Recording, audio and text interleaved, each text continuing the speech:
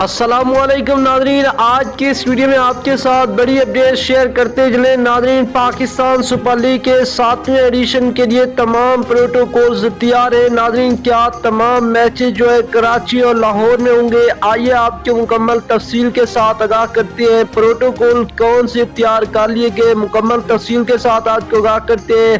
اس سے پہلے اگر آپ نے ابھی تک ہماری ویڈیو کو لائک نہیں کیا تو ویڈیو کو لائک کر دیں، چینل پر پہلی مرتبہ وزٹ کر رہے ہیں تو چینل کو سبسکرائب کر کے ساتھ لگے بیل آئیکن کو بھی پریس کر دیں تاکہ آپ کو کرکٹ کے حوالے سے تمام تر اپڈیٹس وقت پر ملتے ہیں۔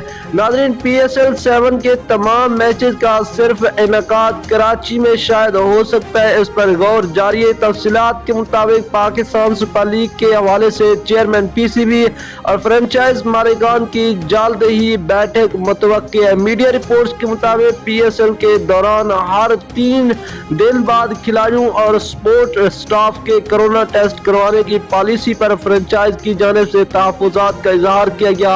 اس حوالے سے chairman P C B Ramiz Raja اور فرنچائز مالکان کی ملاقات کے دوران غور کیا جائے گا، جبکہ اسی ملاقات میں پی ایس ایل 7 کے تمام میچز کراچی میں ہی کروانے کی تجویز پر غور کیا جائے گا۔